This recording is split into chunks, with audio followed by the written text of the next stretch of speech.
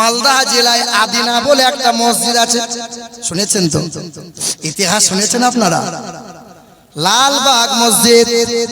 আমরা সেদিন বলেছিলাম কলকাতা ধর্মতলায় যে মমতা সরকার তুমি জগন্নাথ মন্দির বানালে হিন্দুদের খুশি করার জন্য, আমাদের মুসলমানদের জন্য মসজিদ বানিয়ে দিতে হবে না নতুন করে।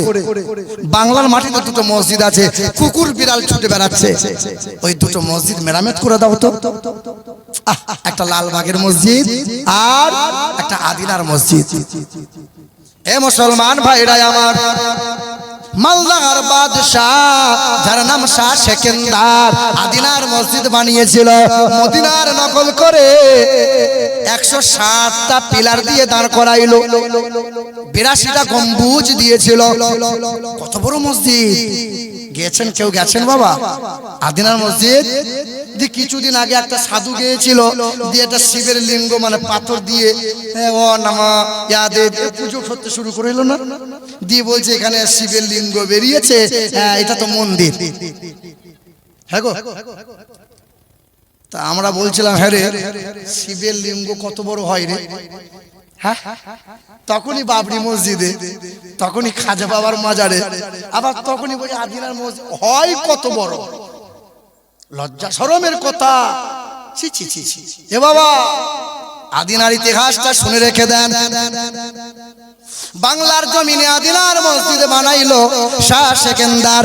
3 বছর ধরে বাদশার পেটের অসুখ ভালো হয় না, যন্ত্রণা। প্রজারা ডাক্তারি কবিরাজি ডেকে ডেকে নিয়ে আসে, চিকিৎসা করে, কিন্তু বাদশার পেটের অসুখ ভালো হয় না। একজন আল্লাহর ফকির বান্দা জিজ্ঞাসা করলো বাদশা কেমন আছে? বলে ভালো নাই। বলে বাদশার সঙ্গে দেখা করতে চাই। বলে আসেন, অসুবিধা নাই। বলে বাদশা আপনার জন্য ঔষধ আমি স্বপ্নেতে জেনেছি। বলে কি ঔষধ? বলে বড় মারাত্মক ঔষধ, একবার যদি সেবন করতে পারেন জনমের মতো পেটের অসুখটা ভালো হয়ে যাবে। আল্লাহর ফকির বান্দা বলে রাতের বেলায় স্বপ্ন দেখলাম, ওই স্বপ্ন যোগে আল্লাহর কোন একজন ব্যক্তি আমাকে জানাইতেছিল, হে বাদশা শাহ সেকেন্দার, কোন একজন সন্তানের জবাই করে কলিজা বার করে সেদ্ধ করে যদি পানিটা পান তো একবার করতে পারো, জনমের মতো পেটের অসুখটা ভালো হয়ে যাবে। তবে ওই সন্তান হতে হবে হাফেজে কোরআন। হাফেজে কোরআন হতে হবে। ওই সন্তানকে জবাই করে কলিজা বার করে সেদ্ধ করে তুমি পানিটা পান করবে। বলে সর্বনাশ, এই ঔষধ কি পাওয়া সহজ? কিন্তু বাদশা হাল ছাড়ে নাই। এ বাবা, বাদশা শাহ সেকেন্দার করলো কি? মুর্শিদাবাদে প্রজা পাঠিয়েছিল 4 জনকে, দিনাজপুরে পাঠাইলো, দক্ষিণ দিনাজপুরে পাঠাইলো, কোচবিহার জলপাইগুড়ি পাঠাইলো, হ্যাঁ জেলায় জেলায় প্রজা পাঠাইলো। কোন মা সন্তান কি দেবে? কেউ কি টাকার বিনিময়ে বিক্রি করে? কেউ করবে না। এ মুসলমান, এ মুসলমান বাবাজিরা ভাইরা আমার, ওপার বাংলা, বাংলাদেশে পাবনা বলে একটা জেলা আছে, শুনেছেন না? পাবনা জেলা। ওই জেলায় এক এতিম বাচ্চার খবর পাওয়া গেছে, তার বাবা নাই, চাচার কাছে লালিত পালিত হয়েছে। টাকার বিনিময়ে চাচা গোপনে বিক্রি করবে, ভাতিজাকে বিক্রি করে দেবে। এ মুসলমান ভাইরা আমার, এ নওজোয়ান তরুণেরা, কিছু বলছিল ভাই?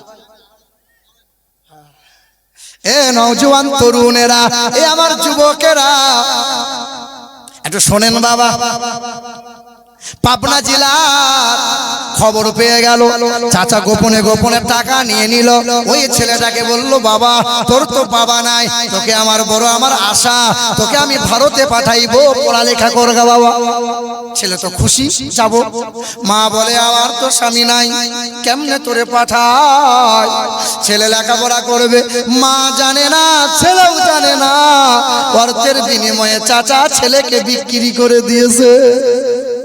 প্রজা ধরে নিয়ে চলে এলো মালদা। বাদশা শাহ সেকেন্দারের কাছে হাজির করে দিল। ছেলে হাফেজে কোরআন, ছেলেকে ঘরে বন্দি করে দিল। সন্ধ্যাবেলায় মহিলা খঞ্চাওয়ালা খাবার নিয়ে বলে, ও বাবা 19 বছর বয়স তোমার, ফুটফুটে বড় নিরানুরানি চেহারা তোমার, বল না বাবা কি খাবে বলো, মন যা চাইবে তাই বলো, জনমের মতো আজ খেয়ে নাও, কালকে হয়তো আর খাবার জুটবে না। বলে বলেন কি? বলে জানো না কাল তোমাকে জবাই করবে। শুনবেন করোনা, শুনবেন আপনারা মুসলমান, এ আমার মুসলমানের ছেলেরা, নওজোয়ান তরুণেরা, এবার বক্তব্যটা শোনো বাবা। ওই বাদশা শাহ সেকেন্দার হাফেজে কোরআনকে বন্দি করেছে। সন্ধ্যাবেলায় মহিলা এসে বলছে, বাবা কি খাবি বাবা, জনমের মতো খেয়ে নে, কাল সকালে আর খেতে পাবি না। বলে মারে আমাকে এই বলে তো আনা হয়নি, আমার মা জানে ছেলে আমার লেখাপড়া করতে যায়, মা আল্লাহর কাছে দোয়া করে দেয়, আমি জানি আমি পড়াশোনা করতে এসেছি। আমার চাচা বাদশার কাছে অর্থের বিনিময়ে বিক্রি করে দিয়েছে, এটা কি চাচা হতে পারে? আরে ছেলে আমার খাওয়া বন্ধ করে দিল, চোখের পানি টপ টপ করে গড়িয়ে পড়ল। রাতের বেলায় যাই না মাঝে সিজদায় পড়ে গেল, সিজদায় পড়ে গিয়ে আল্লাহর রাগে কাঁদতে শুরু করে দিল। সূরা রহমান পড়ে, সূরা ওয়াকিয়া পড়ে, সূরা মুলক পড়ে। আল্লাহর বান্দা কোরআন তেলাওয়াত করে আর কোরআন বুকে আঁকড়ে ধরে মালিকের দরবারে চোখের পানি ফেলে, ও আল্লাহ আমাকে যদি কাল জবাই করে তাতে মনে কষ্ট নাই, করুক গা, কিন্তু বুকে আছে 30 পারা কোরআন, আমাকে যদি জবাই করে দেয় কোরআনের সঙ্গে অপমান করা হবে। আগো আল্লাহ দয়ার মালিক, বাদশার পেটের অসুখকে ভালো করে দাও। বাদশা কান লাগিয়ে শোনে, 19 বছরের ছেলেটা আমার জন্য কোরআন তেলাওয়াত করে দোয়া করে। সকাল হয়ে গেল, বাদশা বলে দাঁড়াও দাঁড়াও, থামো থামো, ওই ছেলেকে আনা লাগবে না, জবাই করা লাগবে না, আল্লাহর রহম করমে কোরআন পাকের ওসিলায় অর্ধেকটা রোগ ভালো হয়ে যায়। অর্ধেকটা রোগ আমার ভালো হয়ে গেছে। পেঞ্জোরা বেগম 1000 টাকা আপনারা দিতে থাকেন, আমি বক্তব্য বলতে থাকি। এ বাবা দিবেন আপনারা, আপনারা দেবেন, আপনাদের সম্পদ। কোরআন নিয়ে ওয়াজ করছি বাবা। ওই বাদশা শাহ সেকেন্দার দ্বিতীয় রাত্রিতে আবার বারান্দায় ঘোরাঘুরি করে, ছেলে আমার খাওয়া পড়া বন্ধ করে দেয়, আজ আমার জবাই করে নাই, হয়তো কাল জবাই করবে। ছেলে রাতের বেলায় আবার কোরআন পড়ে, মালিকের দরবারে চোখের পানি ফেলে হাউমাউ হাউমাউ করে কাঁদে, আল্লাহ তুমি বড় দয়ালু দাতা, বাদশার পেটের অসুখটাকে ভালো করে দাও আল্লাহ, কোরআনের ইজ্জত কোরআনের সম্মান নষ্ট হয়ে যাবে। আল্লাহ পাক দয়ালু রহমানুর রহিম গফুর গফফার, দয়ার মালিক আল্লাহ। ওয়া নুনাজ্জিলু মিনাল কুরআন মা হুয়া শিফাউ ওয়া রাহমাতুল লিল মুমিনিন। এই কোরআনের ওসিলায় বাদশা বলে, আহারে আমার পেটের অসুখ পরিপূর্ণ ভালো হয়ে যায়। বাদশার পেটের অসুখ যখন ভালো হয়ে গেল, বাদশার কন্যা তখন বলল, বাবা এত বড় মহৎ, এত বড় মহারোগ আল্লাহ তোমাকে কোরআনের ওসিলায় তোমার ভালো করে দিল, আল্লাহর শুকরিয়া কি আদায় করবে না? তখন ওই বাদশা বলে, শুধু আলহামদুলিল্লাহ বলবো না, শুধু আমি সুবহানাল্লাহ বলে শেষ করব না।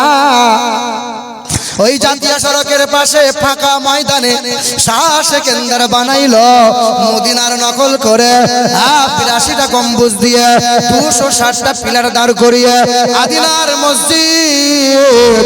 আর যে ছেলেকে জবাই করার জন্য নিয়ে এলো বাবা বাদশা শাহ সেকেন্দার, ওই ছেলেকে কন্যার সঙ্গে বিবাহ দিয়ে দিল, জামাই বানিয়ে নিল। আর বাদশা আসন ছেড়ে দিয়ে হাফেজে কোরআনকে বাদশাহিত্ব দিয়ে দিল। কোরআনের সম্মান। মুসলমান বাবাজিরা ভাইরা আমার, বলেন তো বাপ, এই কোরআন পৃথিবীর দুশমনেরা মসজিদগুলো ভেঙে দিচ্ছে, মাদ্রাসাগুলো গুঁড়িয়ে দিচ্ছে। এই কোরআন যদি নিশানা মুছতে চায়, পৃথিবীর সব কোরআন যদি এক জায়গায় জড়ো করে আগুনে পুড়িয়ে দেয়, কোরআন কি পৃথিবী থেকে মুছে যাবে বাবা? পৃথিবীর সব কোরআন যদি নদীতে ভাসিয়ে দেয়, কোরআন হারাবে? যদি আগুন লেগে ধ্বংস হয়, যদি আগুন লেগে ধ্বংস হয় পৃথিবীর সব বইয়ের দোকান, আরে বিশ্ব থেকে হারাবে না পবিত্র কোরআন। বলো কেমন করে করবে ধ্বংস, বলো কেমন করে করবে ধ্বংস তোমার আগুনের তেজ। আর বিশ্বে ভরা লক্ষ লক্ষ আছে কোরআনের হাফেজ। কোরআন কেউ হারাতে পারবে?